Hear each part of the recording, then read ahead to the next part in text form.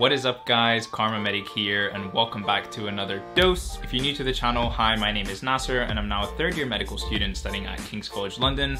Actually, I might be a fourth year medical student now, but we'll get into that later on in the video. This is gonna be like a quick update video because a lot of things are changing, a lot is happening day to day, and it's getting kind of crazy. I feel like I need to sit down and get everything that's going on in my head in one place so I can figure out where to move on from here. So for the last 6 weeks, I've been on clinical placement assigned to the neurology team at one of the hospitals here in London. And I've kind of watched as the hospitals have gone from having one coronavirus case in the country to one coronavirus case in a nearby hospital to one coronavirus case in our actual hospital, and then multiple coronavirus cases all over the place. And the peak of that for me as a third year medical student was when last Thursday we got sent home from placement because there were too many patients with confirmed coronavirus in the hospital and they didn't want to put us at increased risk if we didn't need to be there. So let me give you guys an update about my medical school, King's College London. You know, what is happening here in response to the coronavirus pandemic regarding lectures, our exams, clinical placement, and everything. So after we got sent home last Thursday, the next morning we received an email from King's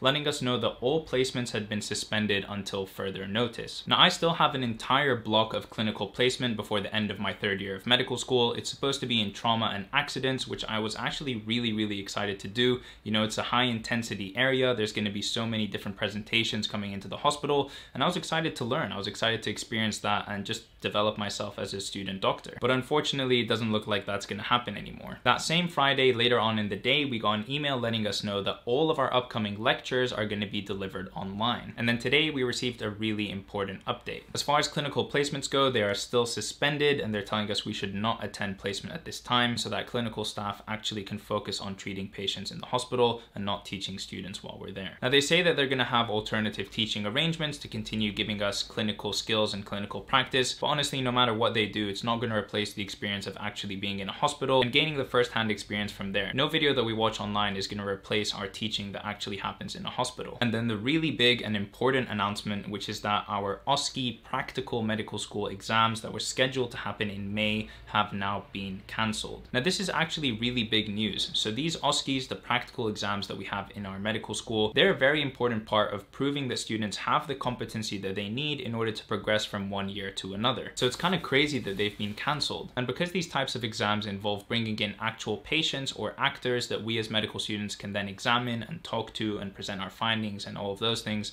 we can't really do that online. Obviously, it makes sense that these would be cancelled if you were to bring in a patient and then have them examined by something like, I don't know, 100 medical students over the course of a day, then that one patient is obviously going to be at increased risk and exposure to many medical students, most of which, like myself, have been on clinical placement for the last couple of weeks. And so obviously it's not possible to put a patient or an actor at that increased risk. So these OSCEs were the only remaining thing that us third year medical students were going to be assessed on for this year. And with that out of the way, we don't really have anything that we're studying for. We already wrote the written exam, Progress Test 7, back in January, which almost all medical students have passed, and so there isn't really anything else left for us to do. Now, for those students who failed that written test earlier in January, they have a chance to resit it later on in this year, but since that's not going to happen in a physical location, that's going to have to happen online. And we've heard some crazy rumors about how these exams are going to be implemented online. Apparently, while you write the test, you're going to be recorded via your video camera and listened to through your microphone. You're going to have to show the workspace in front of you, show that the door behind you is closed, and show that you don't have any like earphones in your ear. So it's kind of really crazy. We're entering this very weird phase. On top of that, us medical students have this portfolio that we need to get filled in and signed off by the end of the year. It has all kinds of things that we need to do, clinical skills that we need to prove that we're competent at before we can graduate onto year 4. But as far as we can tell, we're not going to have a chance to fill these things out because we can't go back to hospital to complete our placement. So things are really still up in the air. I mean, the medical school is sort of updating us as we go along and as they decide on different things, but there's so many things that are still left undecided. So all of our remaining teaching is online. We don't have any clinical placement to attend, and the only exams that we had remaining in this year have been cancelled. So what does that mean? Am I a fourth year medical student? Have I graduated and finished my third year of medical school? I don't know. Today when we heard the news that our exams have been cancelled, all of the medic group chats were popping off. Everyone is saying that we have 5 months of holiday. Where should we fly to next? What am I gonna do with all of this free time? But unfortunately for me, I'm still writing the USMLE exam this year, and I still have so much work to do for that. It's an exam that's supposed to take you somewhere between 6 and 9 months to study for, and I've been trying to do it in 5, so I still have quite a lot of studying to do. In the past couple of weeks, I've actually been struggling to balance medical school, YouTube, studying for this exam, and all the other commitments that I have in my life. So this has definitely taken a bit of a load off. It'll be really interesting to see what they do with our third year OSCE exam. Are they just gonna shift the weighting onto next year, or next year are they gonna put this year's material on that exam? And then with clinical placement, honestly, I was quite excited to do my A&E rotation. I knew that it would be a really great learning experience and I would be able to do many things and observe lots of new conditions and presentations and things like that. But at the same time, I obviously understand that all the healthcare staff there is really, really busy and probably stretched quite thin,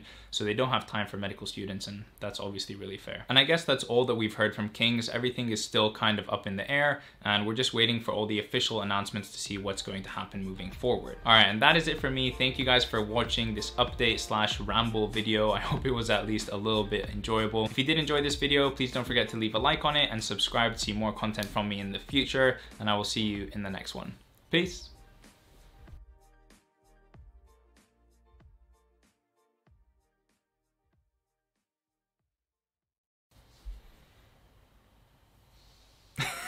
That's the weirdest intro I've ever done, for sure.